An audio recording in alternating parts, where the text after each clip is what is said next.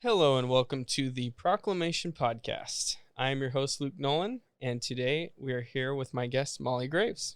Hey, Thanks Luke. for being here. Thank you. Thanks Are you for excited having to be me on the podcast? I totally am. This is my first time doing a podcast. We talked about you being on the podcast probably like almost a year ago. Yep. And now we're finally making it happen. So welcome to Molly Graves. You are an artist and you are a new artist as far as like getting your work out there to the public. So will you tell us a little bit about what you do and how you got started? Yeah. So technically I'm a fiber artist. Fiber artist. Yep, that's right. That's a term. You got to memorize that. So basically with fiber art, you work with different textiles like yarn and cord and like different fabrics and things like that, and make like wall art or tapestries or rugs, even kind of falls into like fiber art, things like that. And so I didn't start doing that type of art until like, a couple years ago. Like you said, I'm fairly new to that medium. And so far I've loved it. I mean, I was inspired by some pieces here in the coffee shop and just decided to watch a YouTube video and make something. And ever since then, I totally fell in love with the process of doing fiber art. So yeah, since then. It's like time consuming, right? Oh yeah. Okay. For sure. Because like when you brought in your pieces, there was one I was like, that I could get under that as a blanket. It was huge. Yeah. And I was thinking it must have taken hours. Like, what is a piece that size? Kind of time commitment are we talking about? Yeah. So that piece is about 5 feet wide by 8 feet tall and huge. Completely handmade. And so that piece was an experimental piece. So I kind of just wanted to go big and try a new style of fiber art, which was macro weave. That's what it's called. So it's taking macrame as a base, which I can talk more about macrame, but then weaving into the macrame cords. So that process was new to me. And so it took a little longer because it was more of an experiment. But first time. I think I spent about 3 months on that piece on and off for probably about 50 hours. So yeah. Crazy. It's a lot of time. Yeah. Did you end up selling that one? Not yet. Okay. Nope. That one is amazing. So you'll have to check the link in our bio for her website. Check it out. Absolutely. What is your website before we get too far? For sure. It? Yeah. So my company name is Made by Molly. And so my website is madebymolly.net. Madebymolly.net. When you came to Foursquare and you saw the macrame pieces, like what is your thought process? Because see, I think a lot of people see other people doing stuff and then they're like, I could never do that. But like, what is your personality that you said I can do that? Yeah. Or were you lacking confidence at the beginning? Like how did that go in your head? Yeah. So I grew up doing lots of different art and different projects and crafts and things like that. Okay. So I think I had the confidence already of like, I've done something similar, in the past of knitting or making friendship bracelets, like just that type of like using the fibers to make some kind of, product out of it. I feel like I had done something similar. And I had really wanted to buy a piece, but I don't have very much money.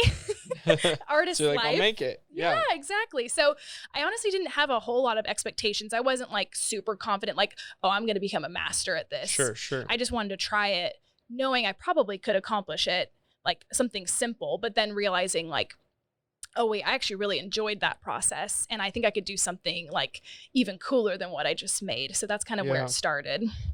Did you keep your first piece that you ever made? I do still have that piece. Awesome. Yep. Was it small? It was pretty small, and it's just funny, just, looking back at it, like I used really tiny string. And so it took me a really long time to make because the tinier the string, the more knots and things you have to do. So it took me a long time to finish the piece. And, I got a piece of driftwood from Folsom Lake. And so I'll never sell that piece. It's definitely sentimental. Yeah. What are the rules about collecting driftwood? You know what?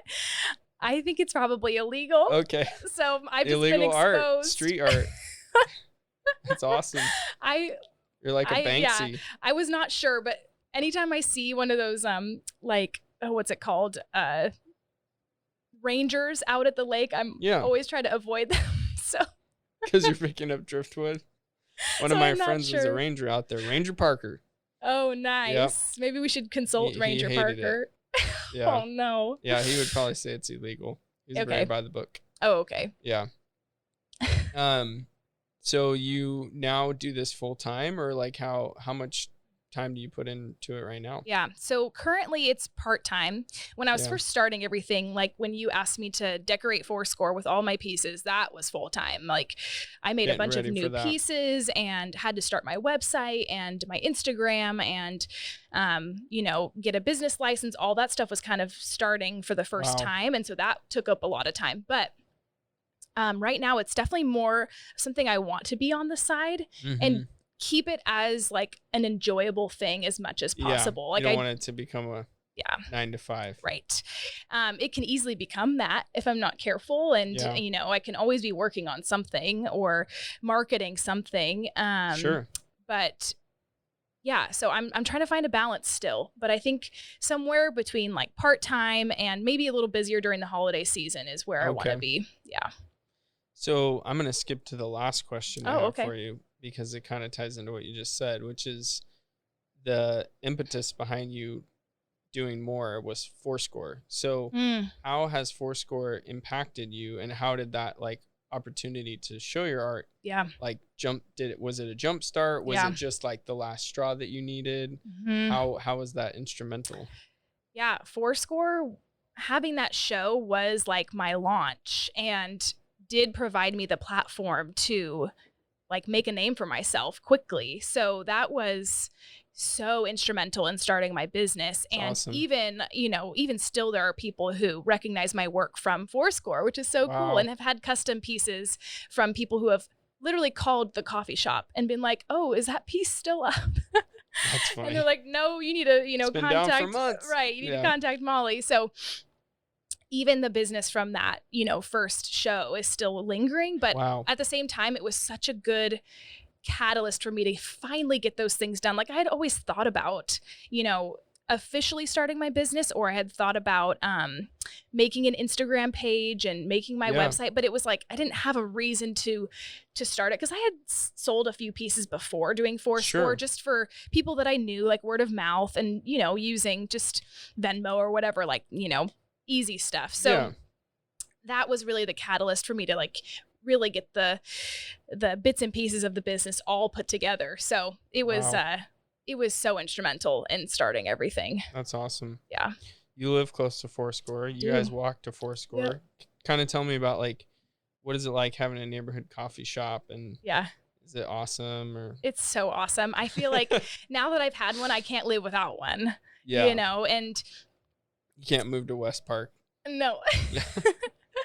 Yeah, I'm 10 minutes from Foursquare. What? So far. Oh, no, I love having a coffee shop close, and I love to do ministry through just meeting with students or, because my husband and I were in student ministry. So, whether it be students or friends or young adults, just getting a cup of coffee is definitely my favorite way to just like get to know someone or encourage someone or be encouraged by someone. So having something so close and a place that I know is really safe. Like I've always felt so welcomed at Foursquare, and, knowing the baristas and, knowing a lot of my friends that come here and stuff, it's like, it's always a comfortable space where I know it's like, we can just be ourselves and have genuine conversation and not feel judged. And so having that in my backyard has been like such a sweet blessing. I didn't even know it existed until now having it. So yeah.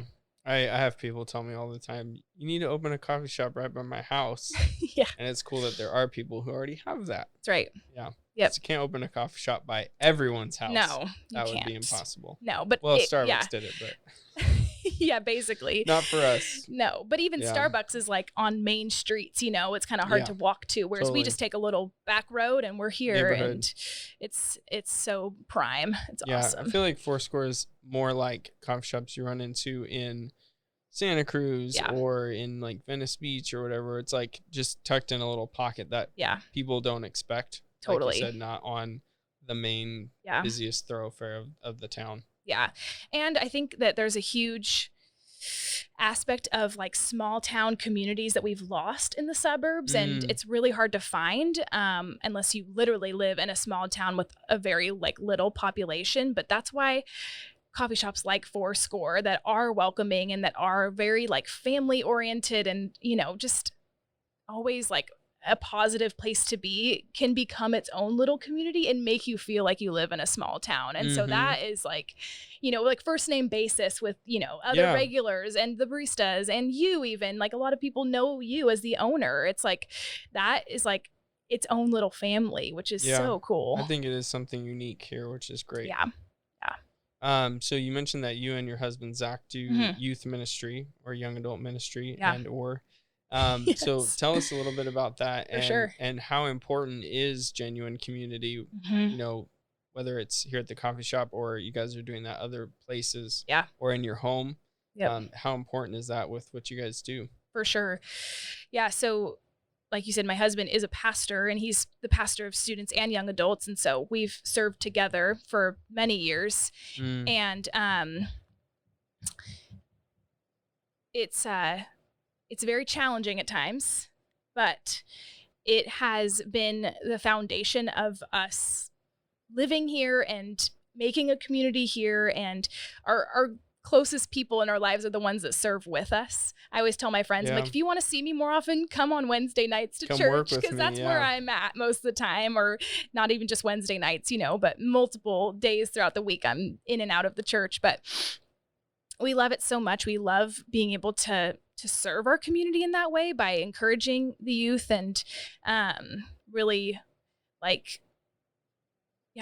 encouraging them to make a difference with their, you know, lives as just being, you know, young adults essentially, and that they can make an impact now. They don't have to wait until they're older to be mature and to make wise decisions. And so that community of even just the students and the other leaders and the young adults as well has been what really has grounded us here in this area and in this town. And community is family.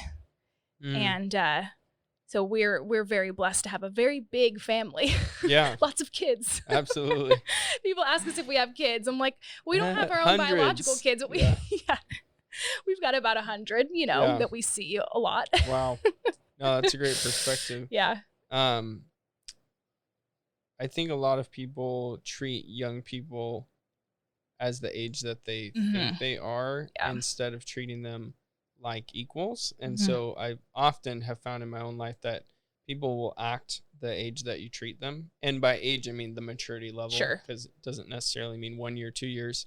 But, you know, if you talk to a little kid like they're a craphead, they'll act like a craphead. And if you talk to them with respect, they'll usually be more respectful. Yeah.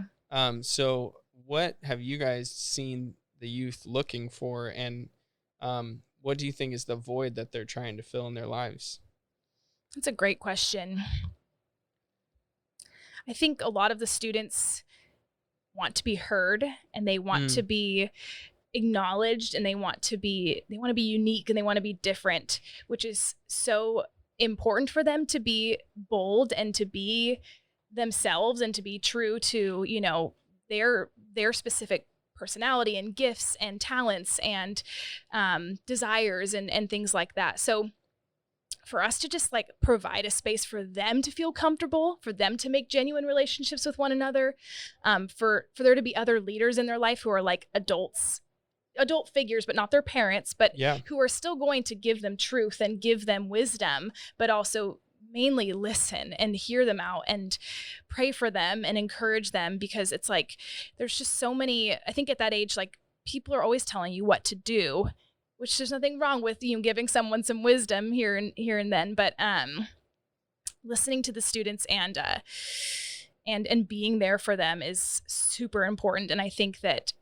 could be something that they are missing and oftentimes may react or act out because they're just not being acknowledged in what they're going through. Because these students go through some heavy stuff. And I think that there's a push in our culture for all of them to grow up a little bit quicker than we maybe were forced to with social media and, you know, just... They hear about a lot more than they should. They hear about a lot. They're they're forced to make like political decisions and take stances that I feel like we didn't even think about when we were in high school, you know? So even those things. Like they need a sticker that says, I'm only 14. I don't need to pick a political party. Right. I would have voted. Yeah. They would have a sticker like that for sure. But yeah, they don't have to pick a political party, but I think they feel like they do.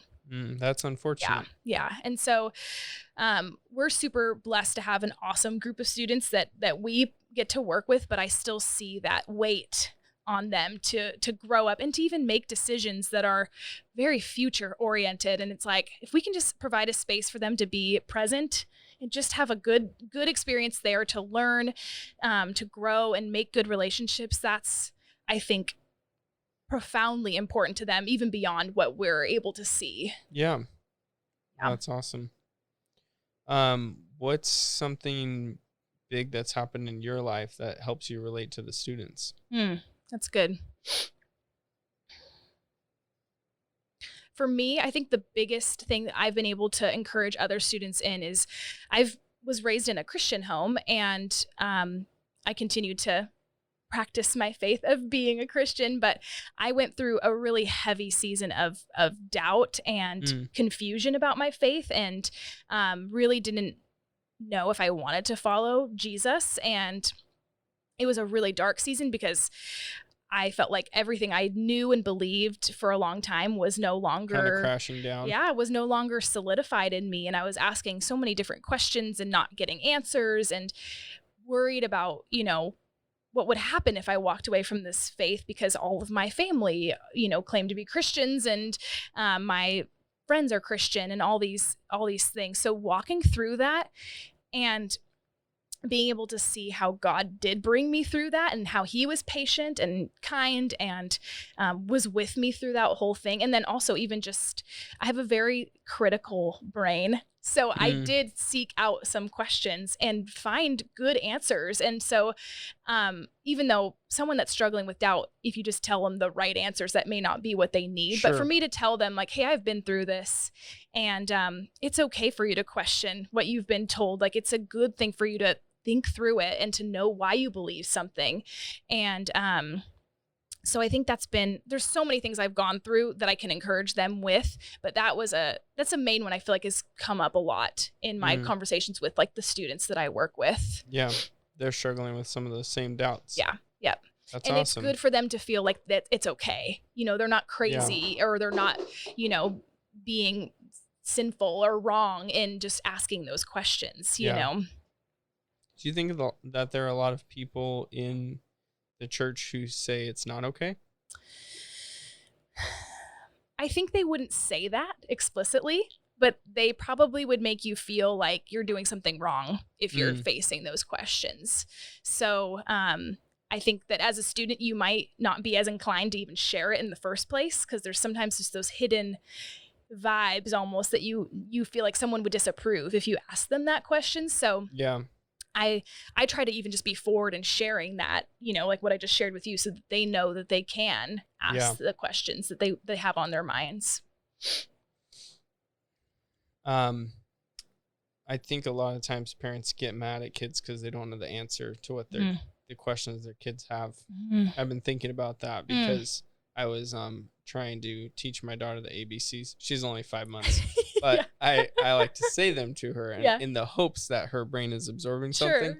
And I forgot a letter for a second, and I was like, shit, she probably thinks I'm stupid, but she doesn't even know.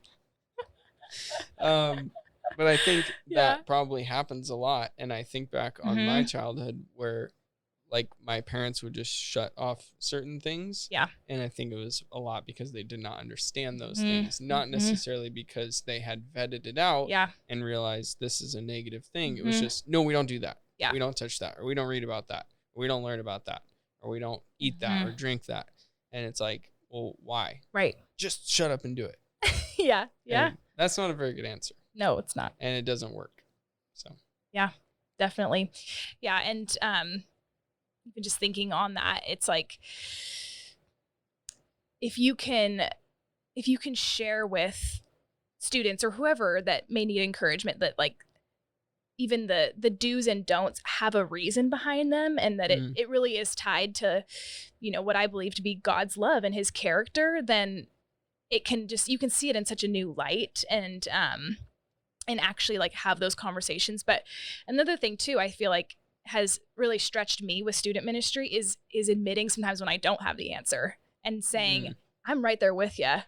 I'm struggling to understand that, or I'm a little bit confused on that too. Let's look into it together, or to say, I really struggle with that and I need to like ask for forgiveness or admit that I've been wrong in that area. So that's super humbling, but ultimately I've only seen it grow relationships with like the students, not only with me and the students, but with each other too, when we are just able to admit when we're like, hey, we're in this together. Like this faith that we have is a walk, it's a journey, and it's going to take a lot of humility to admit when we don't have the answer, we actually are in the wrong. And so that's been hard, but ultimately super, super great in just in the context of ministry.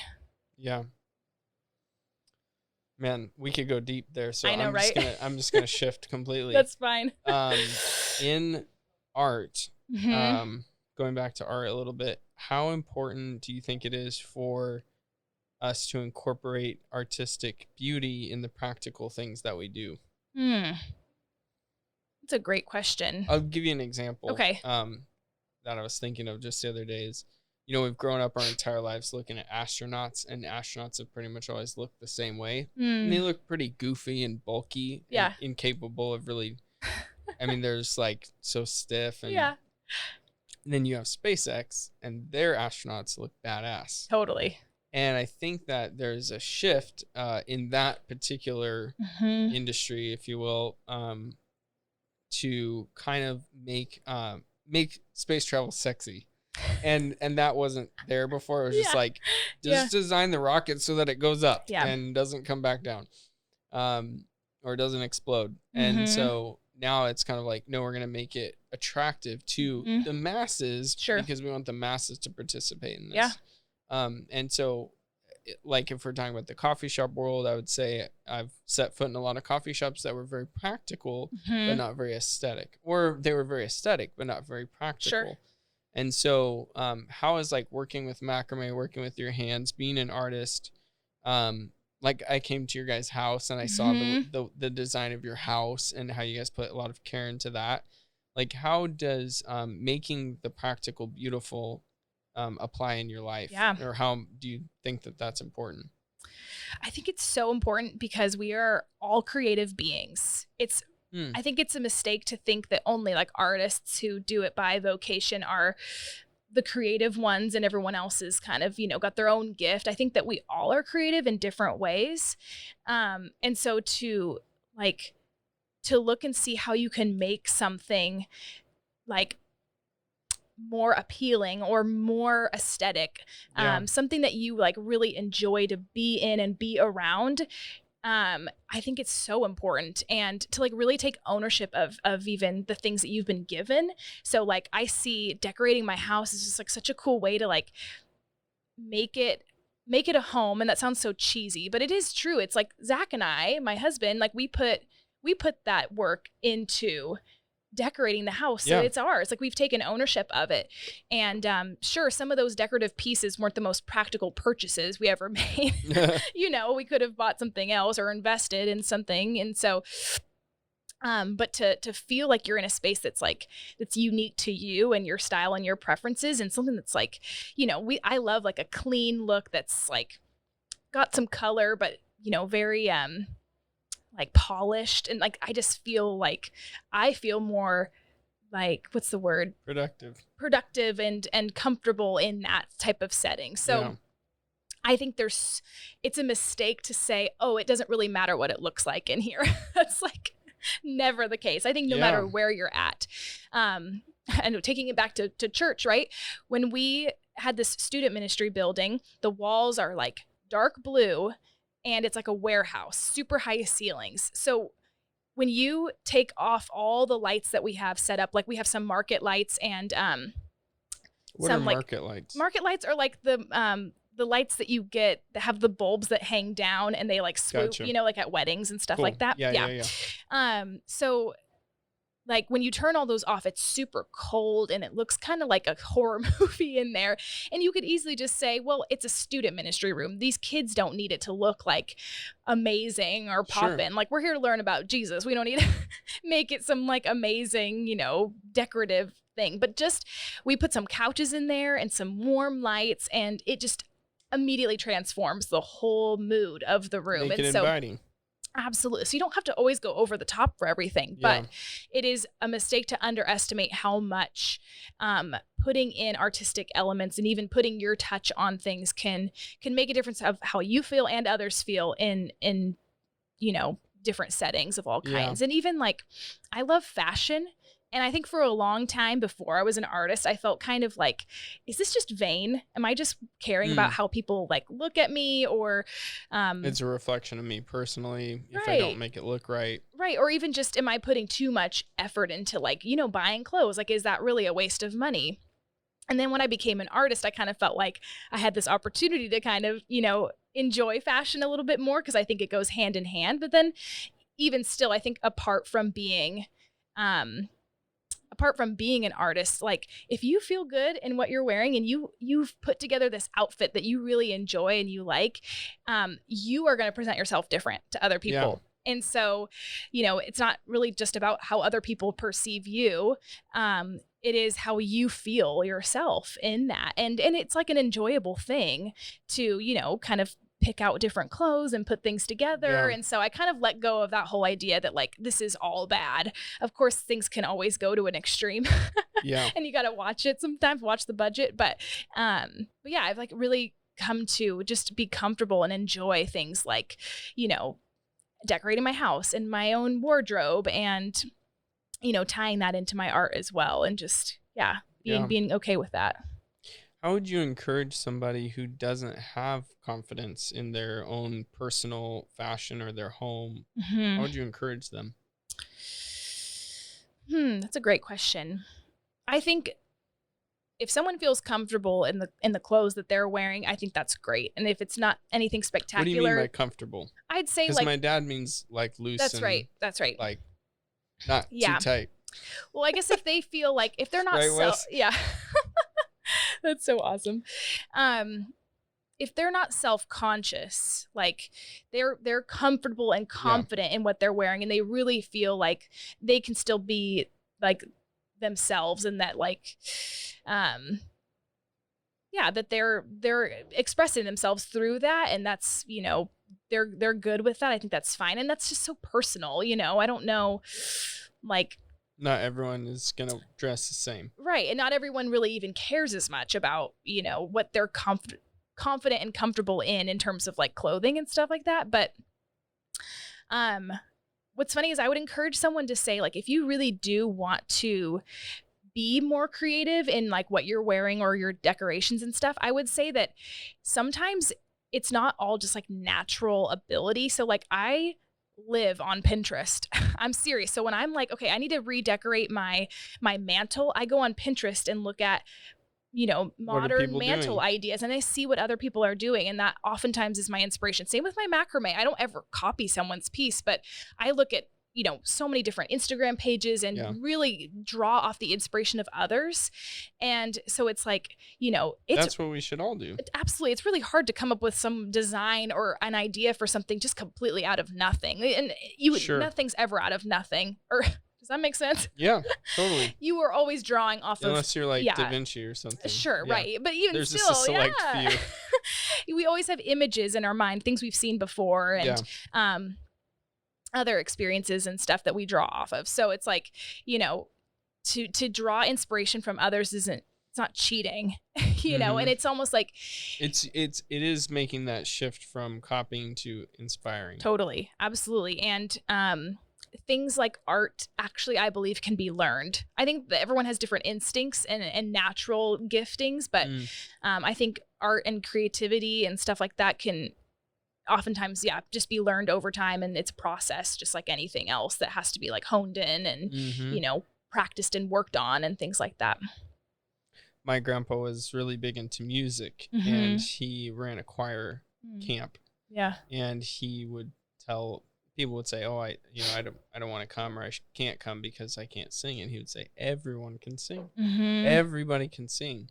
Can some people sing really well and some not so well? Yes, but everyone can be taught to sing, to carry a tune." Yeah. And I think that you're right that a lot of people have more ability than they realize. That's like one of the first things the military does is teaches people, hey, you can go a lot farther and push yourself a lot harder than you realized before you showed up here. And I think that we need to put things in our lives or get people in our lives who push us a little bit farther than we think we're able to go. Yeah, absolutely. That's like, I don't know if you've heard of a growth mindset before. But there's two types of mindsets that like are pretty common in like psychology and studying any person. It's typical that someone tends to either have a growth mindset or a fixed mindset. So basically a growth mindset is someone that sees failure as like only just opportunity for growth, whereas a fixed mindset sees failure as, okay, I'm just not good at that, so I need to find something else that I can succeed in. And so like if you can learn to have a mindset that only sees like the potential of what you're able to do, I mean, you can literally do anything. And, there's a lot that you like can't not do. So in that book, I had to read this for school. They actually took these people who did a 4-day art class. So we're back to art here. And they it was like an intensive little class that they had to do. They did a self-portrait before the class and then a self-portrait after the class. And it was like night and day how amazing their work turned out after just 4 days. And it's like, art is especially one of those things that people think is innate or natural. Yeah. And it's like, no, you just have to learn some skills and believe that you can learn and believe that you can actually do something. And man, there's like no limit to what you can do with that mindset. So yeah, that's awesome. Let's take a break. All right. We are back with the Proclamation Podcast and my guest, Molly Graves. How's it going? Very good. Good. How was your break? It was great. Had some coffee. And what are you drinking? I am drinking a baby latte. Emphasis on the baby. What does that mean? Baby is a smaller size. And as I've heard this, maybe you can confirm that the espresso to milk ratio is a little different in baby latte. Okay. It is. I like a little bit more espresso than milk. Okay. In the typical latte, it's a little like strong, which I could always have an extra shot. Yeah. But it has like a little bit of honey in it. Cool. That's what I'm drinking today. I like the honey lattes. Yeah. My favorite's the maple though. Yeah, can't beat the maple. Maple's a classic. Yeah. It's funny to me when people say, make me your favorite thing, and then I start telling them what my favorite thing is, and then they're like, no, I'll have something else. That's fine. I'm glad you tell them. My job is just to get them to the right answer, not to give it to them. Gotcha. So, yeah. That's awesome. It's funny. You often just need to give them a push, and they'll figure it out. That makes sense. Yeah. Let me ask you a coffee question. Okay. What is your first memory of coffee? Okay. I have a great memory of coffee. Oh, awesome. Yeah. I'm ready. So I grew up going to church with my family, and my parents were in ministry as well. And so we would have to get there to the church at like 7 a.m. every Sunday because they did worship. So they were there early. And I had nothing to do most of the time. I had to just kind of wait around. And so I used to always serve in the coffee ministry with the ladies who like had bagels and coffee. And so they would always give me a little bit of coffee in a cup. It was usually decaf. I don't think I knew that at the time. Okay. They'd give me a little bit of coffee. They told you it was decaf. Yeah. And they also had like little sugar cubes, and I'd like put a few of those in and some half and half. And it was like, to me, it was like better than hot chocolate. It was like my favorite, like little warm drink in the morning. So yeah, I was probably only like 7. And you were getting hyped on coffee. I was. Once again, I think it was decaf. Yeah. And you liked the taste. I loved it. Wow. Yeah, which obviously it was sweetened a lot, but I still have it's always still a loved unique coffee taste for kids. Yeah. And then my mom was totally addicted to Starbucks. when it was like really? Super big. And that becoming a big thing. There was really no other coffee shop in the area. It was just Starbucks. And so she would get. You grew up in Roseville? In Granite Bay. Granite Bay, okay. Yep. Or at least we didn't go to coffee shops, you know? Yeah.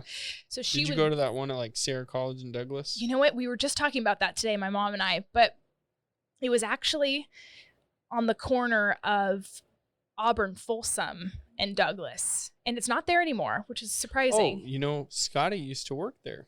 Oh, really? Oh, my goodness. That's awesome. Yeah, we used to go there all the time after school. That one closed. Mm-hmm. Unfortunately, yeah. Yeah, they're closing all their, well, not all, but they're going to close a lot of their cafes and make them into drive-thrus. Oh, okay. Yeah, so they'll move like a block away or across the street or whatever. And that's pretty much what they did, because the one that's on Sierra College in Douglas is a drive-thru. Yep. And that came in, and I think that's why they closed the other one. But gotcha. Yeah, so I remember she would take me in, and I would always order like a Frappuccino. Of course. So that was a thing for a while. And then I'm not sure when I grew out of that. Started going to Pete's Coffee, and I remember Pete's was like a little bit more reformed at the time than Starbucks. It was kind of like, we have real coffee here, even though it's pretty much the hipster. It's the same. Let's be real. Yeah.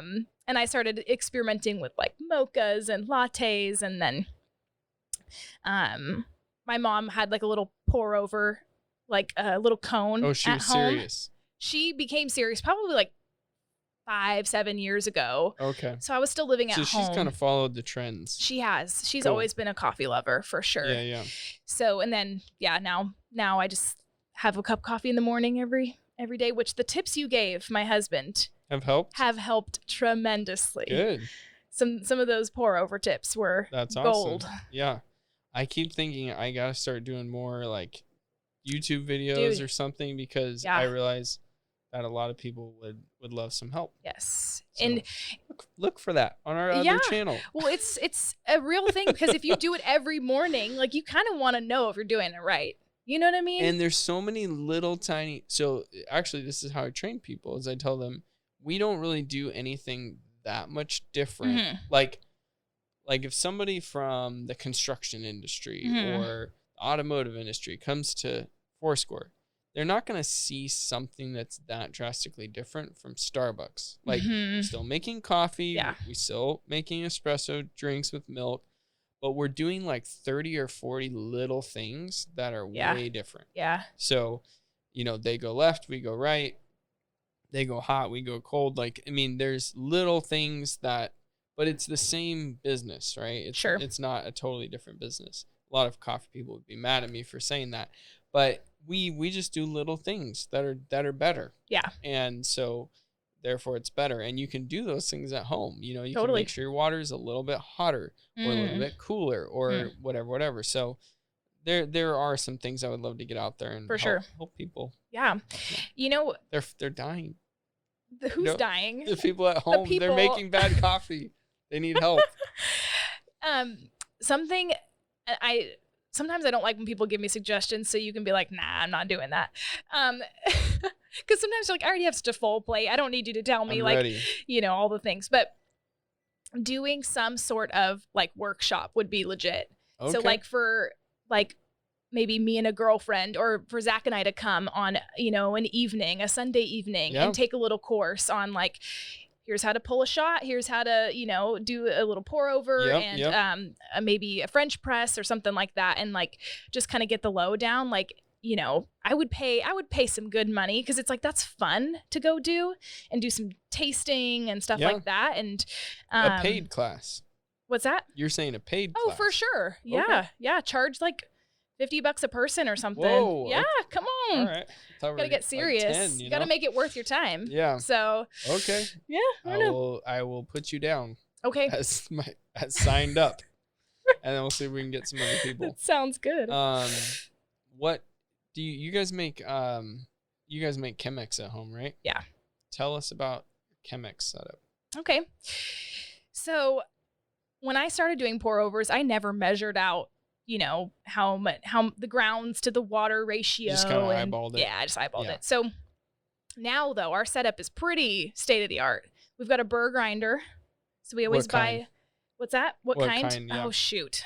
List one that you know of. And did you see it? It's like I can't remember the name of it. Yes, it is an Encore. Encore, that's right. Yeah, it's like black with gray. Yeah, that's right. Yep. So that thing works great, and we have a little scale, so that way we can measure out the water that's going in and the beans.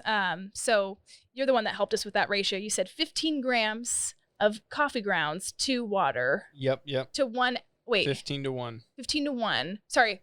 That's the other way around. 15 grams of water to 1 gram of coffee. Correct. Yep. That'd be a lot. Yeah. So yes, that's what you recommended. Sweet. So we measure out the beans. Sometimes I still eyeball it. Don't tell Zach. Silent as the grave. Sometimes I just want to get it done. Yeah, I hear you. And yeah, I love hot coffee all seasons, like just in the morning. And sometimes I don't even finish my cup, but I just want it like to comfort me, wake me up. Exactly. Yeah. I realized at 10 o'clock this morning I hadn't had coffee. Uh-oh. And I'm still unrecovered. Oh. Yeah. So sorry. If I don't have it by 9, it's going to be a bad day. Oh, man. Yeah. I don't know what happened. I just got on the move and forgot. Yeah. Wow. That's pretty rare. Yes. Not good. Even though you could have accessed, I mean, you probably did have something afterwards, right? I did at 10 when I realized. Too late. I was like, what is happening? Yeah. What is wrong with, I couldn't like think straight. It's pretty bad. Poor guy. They did a study that, the average person's brainwave is right here in the middle. Mm-hmm. People on caffeine are a little above that person. Okay. But people who normally drink caffeine, not on caffeine, are way below that normal person. Oh, no. That was me. It's kind of scary. Day today. Oh, man. Now I'm doing great. You seem like you're doing fantastic. Thank you. Asking me all these poignant I feel like questions. It's about 9 a.m. right now because I'm just so far behind. Oh, okay. Yeah. It is bright in here. It feels like the morning. Yeah. Thank you, guys. I have another coffee question for you. I feel like sometimes when you're trying to connect with people, having that, like that beverage, like a lot of people go out to drink beer together or they meet at the coffee shop. How do you think that food or coffee or just having that consumable connects people? Yeah. So what's funny? Why do we like to do that? I don't know, but it is so important. So like when you have something to congregate around and food for some reason just like brings us together. It's like a common ground. So it's like we have to eat. You have to eat, you have to drink. And it's like, if you both enjoy this one thing, it's just an immediate like bridge to one another. But what's funny is, I mean, I have friends who I've known forever who we have no problem connecting, or even Zach and I, we don't have any issues connecting over all of our, life is shared. Yeah. So we have plenty of things to talk about, things to, think about that's on the same wavelength. But I don't know what it is about food or coffee or a treat or dessert or something that like can let you like, it just like facilitates that conversation or lets your guard down a little bit. And so what's funny is I have noticed, this is very subtle. If I'm talking with someone and there's no food, there's no coffee, it's like, what do you do with your hands? Mm-hmm. You start fiddling with your ring or you start kind of like itching or whatever. Cause it's like most of us, I don't think it's even Grab ADD. My drink. Yeah, exactly. It's like, we want to be doing something and it helps us focus. I think a lot of people tend to have that, that need to be doing something. And so maybe there's something about food or having coffee that kind of helps you just like stay calm, stay present. Yeah. I also know that, once again, coming back to ministry, when you offer coffee or offer food at an event, just the overall like rapport or the vibe of the event goes way up. Like people just feel more comfortable. Totally. There's something to go do, something to go grab, something to enjoy together. Even if you never even mention it, like, oh, this is great coffee. Even if you never say that, there's just something that it does psychologically. So I don't know how. There's a wall that comes down with coffee specifically. I may have told this story on the podcast before, so forgive me listeners if I have, but my brother had a baby at Kaiser. Mm-hmm. And this is pre-COVID, but ever since 9/11, like I feel like security's been pretty tight places, like there's definitely someone watching. right? Yeah. And so I remember when he was there and having his baby, I went to go to visit them, and I got stopped and I was like, got asked a couple questions and I had to get buzzed through a door. And he was in the NICU. That's why it was more secure than normal. So anyways, I went there and, there was like just a little bit of a barrier between me and getting to where I needed to be, right? With the security protocols. A couple years later, I went to the same hospital for an event, and I was bringing coffee, and I had like an ice chest, and I had like all this stuff with me, right? And the guy was like, "What are you doing?" And I was like, "Oh, I'm here to serve coffee." And he's like, "Okay, go ahead." Yeah. and then I just like got to go into even a more secure area of the hospital. Yeah. And I was like, coffee is just like, oh yeah, I can trust the coffee guy, And I think that there is something about like the people who serve you that like we trust them a lot. And a lot of people shouldn't trust like their waiter or their server or their cook or whatever, but we just trust that like it's going to be safe and that they're going to take care of us and that it's going to be a good experience. And that's what's great about like, online review stuff is it does keep those people honest. When the experience is bad. Right. But we do have a lot of trust for people to like serve us food. And I think that's when you go to a lot of other countries, the culture is built around like, come to my home and there's a level of trust and I feed you and there's a level of trust and that builds the relationship. For sure. Yeah. Hospitality is like a huge relationship builder, to invite someone to your home and offer them food is like an immediate, like next level of friendship or deep, relationship. And so, that's a really cool story. I love that. And, I'm glad that they trusted you. Hopefully they wouldn't be too trusting of random people, but sure. And I even think of like, talking about like that small community or that small town feel. Like, did you ever watch Gilmore Girls or any like, trying to think of like. I remember there was a guy named Luke who owned a coffee shop. That's right, there was Luke's Diner. But I didn't watch more than maybe an episode. Just like any other like almost small town that's in a show, like there's always a cafe. And there's always the regular diner owner or the guy who owns. Right? Yep. And there's the friends that Central are there Perk, every single morning. And you're always like, that is so cute and sweet. And that really like is, once again, that's like their family. That's their community. And so I think that is something unique to coffee because like, I think bars are even different. Like there's people that frequent bars, but you don't feel like, oh, these are my people. I mean, maybe it's just because I don't go to bars that often, but, so maybe that is the case. Maybe I'm just naive to that. But, going back to even just Fourscore, it's like that is totally, it's not the same extreme to what you see in a movie or TV show, but it is like, where you can talk to your baristas for a while and really do feel like you trust them and feel safe with them and can meet someone at a coffee shop and then just become friends and see each other, on a regular basis. Yeah, here. And so, it is a very, I wish they would do more studies on coffee and what it does to communities and people and relationships, things like that. Cause there's definitely something there. Yeah. It is like the American pub, it's the gathering place. It's where people go when they don't know where to go. Starbucks actually set out to do that, like creating the third place. You have work, you have home, and then you have some kind of third place where you go to spend time, and that would be Starbucks. We are going to be the place that people use as their third place when they don't want to go home, they don't want to be at work. Where do they go?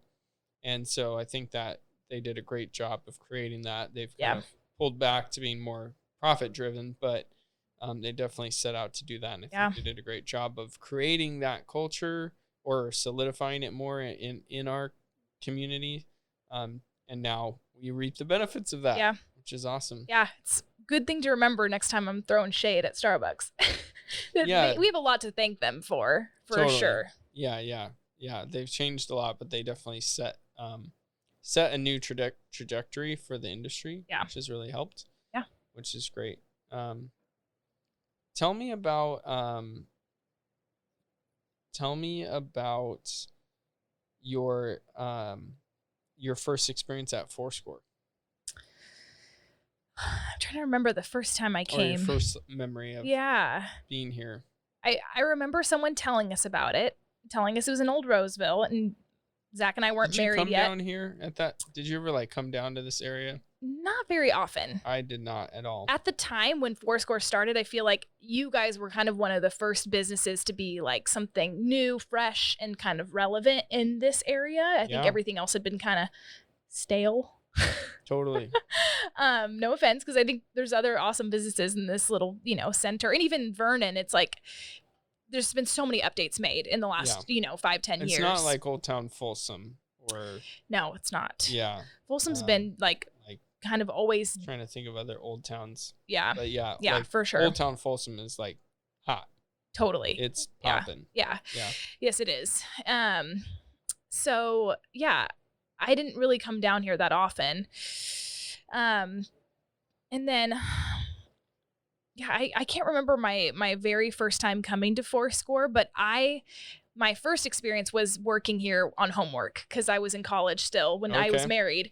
And once again, it was kind of I didn't want to bring all that home with me. And I was a commuter, was going to Sierra College and Sac State. So I'm I didn't really want to, totally bury myself there on campus. And so coming here was my library, my little my safe space to work on stuff and not feel like I have to be home with my new husband working on homework all the time. And so that was my first kind of almost appreciation of Foursquare was it was my study place. And then it was so cool to then graduate and still have so many reasons to come here. And whenever I do have a lot of work that's on my computer, I always prefer to come here than my house and work on it, on the couch even. Just it's a different mindset walking in here of this is my study place. It's my quiet time. So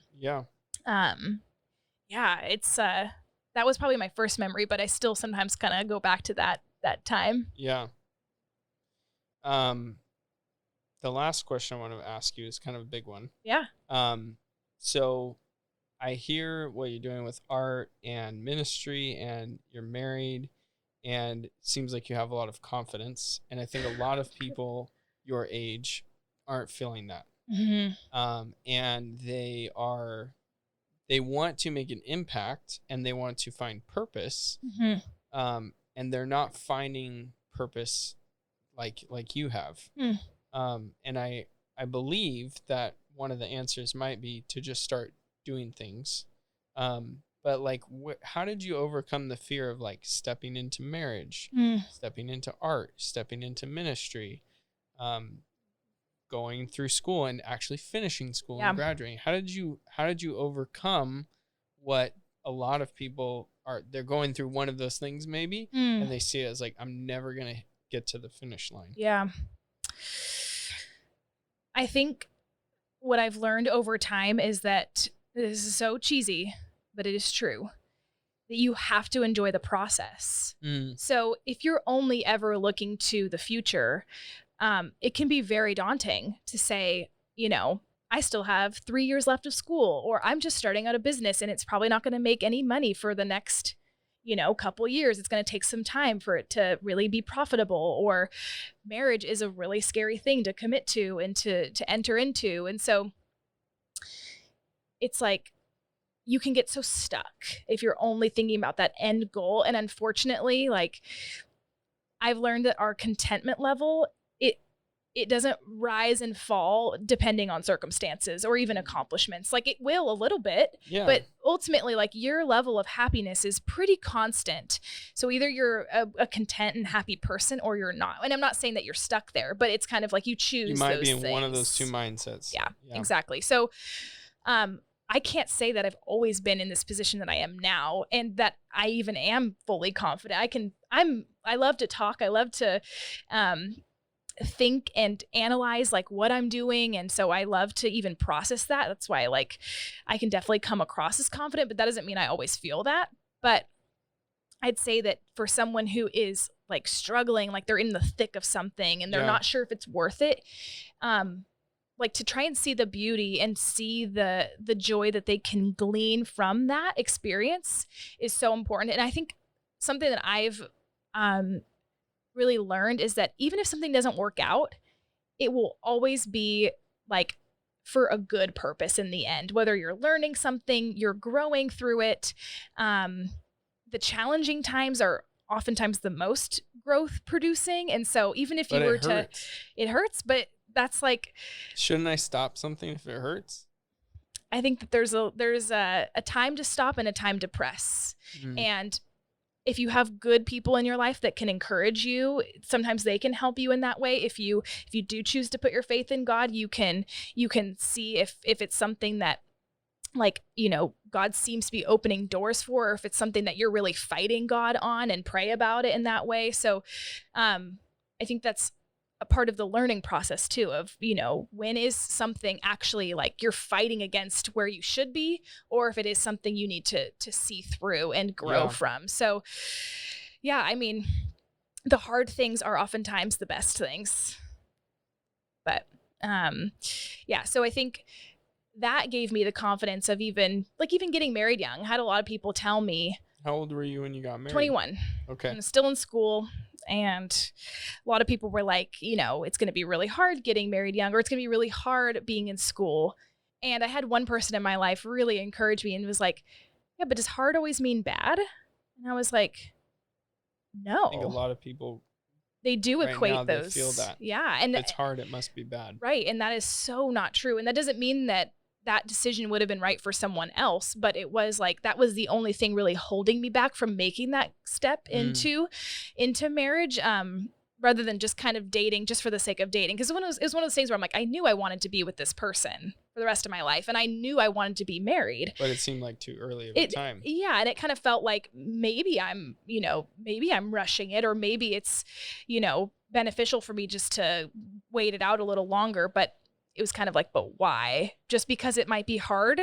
And so, yeah, it's like, it's cool to see how if you can see challenging things is actually good, you shouldn't be afraid of anything, you know? And like, sorry, I'm kind of going off here, but do it. A lot of our students right now are deciding like where to go to college. And that is a super stressful decision for them. Sure. And they have this huge weight to like pick the right thing. And they're like, you know, so not sure if they're making the wrong decision. And I'm like, yo, first of all, if you make the wrong decision, quote unquote, wrong decision, it's not irreversible. You can come back. Like you can come home. You can do something different. Like this is not life or death. So it's good to remember that. But also like, you know, from my perspective, knowing and believing, you know, for me that God is in control, like there's nothing you could do to separate yourself from what he truly wants for your life. So it's like, let's say you do go to a college, it ends up being terrible. It's like, he wanted you to experience that and grow from that. Yeah. And now you can alter that, or you could then choose to stick it out or whatever, you know, you end up feeling in that moment. But it's like, you don't ever need to be afraid that you're going down a path that's just, there's the point of no return or something that's just going to ruin your life. A lot of people, especially the younger they are, they think my life has to be all momentum. And if I lose momentum, then, or if I don't keep the momentum going up, I will not get to the level that I want to be. Totally. But what successful people do is they just keep moving. So if you're moving up, that's great. But if your life goes like this, just keep going, because eventually you're going to hit rock bottom and you're going to bounce back up. Right. And if you just keep moving in a direction, it's going to be harder for life to hit you, because life is just like a whole bunch of rocks and bricks coming at you. And if you just stand still, they're all going to hit you right in the face. But if you just keep moving, then you'll figure out what college to go to. And if you flunk out of that college, or you have to move home because of COVID, you can go somewhere else. And guess what? 1 or 2 or 3 or 10 years of your life is really just a small part of it. But and the question is, are you truly enjoying it? Or are you just looking to check the box or get out of the season. And that's where I would say you're failing. So don't just check the box. Right. And like success, if you actually like, you can choose to define success however you want, you know? So it's like, doesn't it mean money? Lots of money. Not, okay. Miss Fibre artist here would say not. No, I mean, if you can define success as being content and having joy in your life and whatever else you really truly desire to have all throughout your life, rich relationships, you know, maybe a faith, and it's like, okay, well, if you're hitting those things at any point in your life, then you could define that as success and truly, you know, living life to the fullest. And so, and that could look totally different depending on, or it could look different whether you're working or not working or starting a new business or coming out of a bad business. Like, I mean, if you've still pursued those things, it's like you could still probably say you're successful. But yeah. I think we just witnessed Bill and Melinda Gates, some of the most rich, successful people in the world. Didn't make their marriage last forever. Mm-mm. So something is missing. That we can't see. Mm-hmm. And it obviously is not money. And not success, not fame. So there's always something missing. And if we try to fill that void with one thing like money, it's never going to get filled. Yep. Absolutely. Thanks for being on the podcast. Oh, my pleasure. It's been so sweet just sharing and even digging deep into some things I haven't even thought about. So it's been awesome. There's always more. Oh, yeah. Yeah. Well, this has been the Proclamation Podcast. I'm your host, Luke Nolan. Our guest today was Molly Graves. Thank you, Molly, for being on the podcast. And Thanks we'll see you around Foursquare. That's absolutely right. All right. Thank you guys for watching. Don't forget to like and subscribe, and have a great day.